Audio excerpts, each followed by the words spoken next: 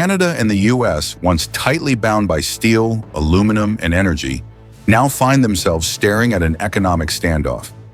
President Donald Trump's sudden 50% tariff hike rattled industries on both sides of the border, while Ontario's electricity surcharge threatened to literally flip the switch on US power supplies. At the helm, Prime Minister Mark Carney is steering Canada's response with decisive moves, halting exports, fast-tracking massive infrastructure projects, and forging new trade paths. What's unfolding is more than a trade dispute. It's a transformation that promises to reshape how North America's powerhouse economies and industries navigate turbulent waters. So how did this all begin? Let's break it down. One sparks ignite, from metal wars to power plays. It all started in June 2025, when President Trump shocked global markets by doubling tariffs on steel and aluminum from 25% to 50%. And crucially, Canada wasn't spared. This decision sent tremors across Canada's integrated manufacturing sector. Mills slowed, export revenues nosedived, and anxiety rippled through auto, construction, and aerospace supply chains that rely on seamless cross-border flows. Ontario's Premier Doug Ford didn't mince words.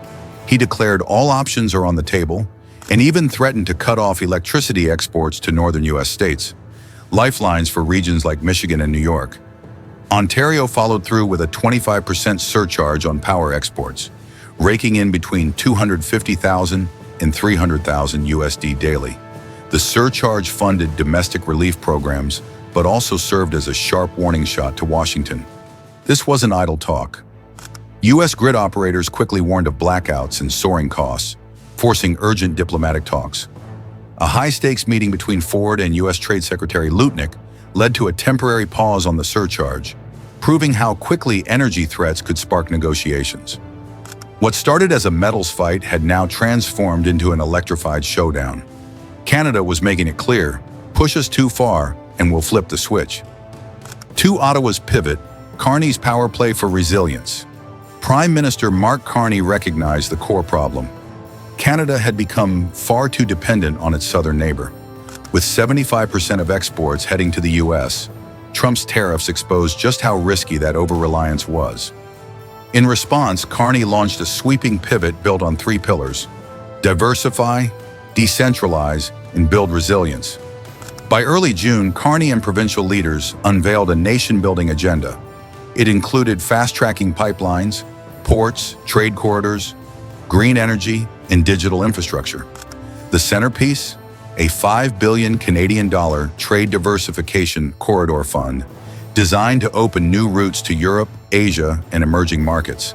But this pivot wasn't just about trade. Carney also pushed for security and digital independence. Canada deployed new Arctic radar with Australia, expanded its military footprint with a $420 million Canadian investment, and even reconsidered its reliance on US-made F-35 jets, eyeing European alternatives instead. Digitally, Canada rolled out EU-style rules requiring local data storage and expanding domestic cloud capacity, fortifying itself against foreign interference. Behind closed doors, talks with Washington continued, but Carney's message was loud and clear. Canada is done banking on U.S. goodwill. Three supply chain shock factories and workers brace for impact. The tariffs didn't just hit balance sheets, they disrupted one of the world's most integrated manufacturing systems. Cars and parts crossed the US-Canada border 7 or 8 times before final assembly. Trump's 50% tariffs threw this finely tuned machine into chaos. Canadian steel and aluminum producers were among the hardest hit. The United Steelworkers Union blasted the move as a direct attack on Canadian jobs, calling for Ottawa to prioritize domestic materials in public projects. The Canadian Chamber of Commerce supported targeted countermeasures, but warned against cutting off essential components for Canada's own industries. Small and mid-sized firms, from aerospace to packaging, scrambled to renegotiate contracts or began scouting markets in Europe and Asia. Even pharmaceutical and food processors started exploring diversification, though at a steep cost. Ontario escalated beyond electricity surcharges. Ford banned U.S. firms from bidding on provincial government contracts and even removed American liquor brands from LCBO shelves. Ottawa followed with $30 billion Canadian in counter-tariffs. Workers, meanwhile, faced real uncertainty. Layoffs loomed, and labor groups demanded expanded green subsidies, stronger EI benefits, and made-in-Canada mandates in public works. Trade was critical, but in this battle, energy was emerging as Canada's unexpected trump card. If you found this video insightful, don't forget to hit that subscribe button. Stay tuned for more updates and content. We've got plenty more coming your way. 5. Canada's global pivot, building resilience. Beyond the US, Canada's moves aren't just defensive. They're part of a proactive global pivot. Carney is pushing Canada to strengthen ties with G7 partners and Indo-Pacific allies to diversify both trade and investment. Infrastructure is the linchpin. East and West Coast ports, inland terminals, highways, and rail lines are being modernized under the Corridor Fund, connecting Canada directly to Asia and Europe through agreements like the TPP and CETA. Carney's team struck a critical minerals deal with Japan, securing Canada's role in the EV battery supply chain, a crucial development for the future of the automotive industry. Energy policy also balances oil and gas with green innovation.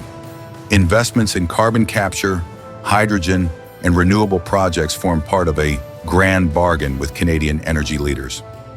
Meanwhile, Canada is building digital sovereignty, investing in homegrown cloud infrastructure, and aligning with Europe's independence model.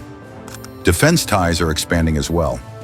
New Arctic bases and long-range radars signal that Canada is preparing to stand more independently of the US. Taken together, this is more than a trade spat. It's a strategic rebalancing across every front. Verdict: Canada's bold maneuvers in the road ahead. What began as a simple fight over steel and aluminum has grown into a broad rebalancing of Canada's economy and global posture. Ontario's electricity surcharge wasn't just retaliation. It was a warning shot that Canada wouldn't be pushed around. Prime Minister Carney's government isn't simply reacting. It's rewriting the playbook, investing in infrastructure, securing digital sovereignty, expanding defense, and forging alliances far beyond North America. If you found this video insightful, don't forget to hit that subscribe button. Stay tuned for more updates and content. We've got plenty more coming your way.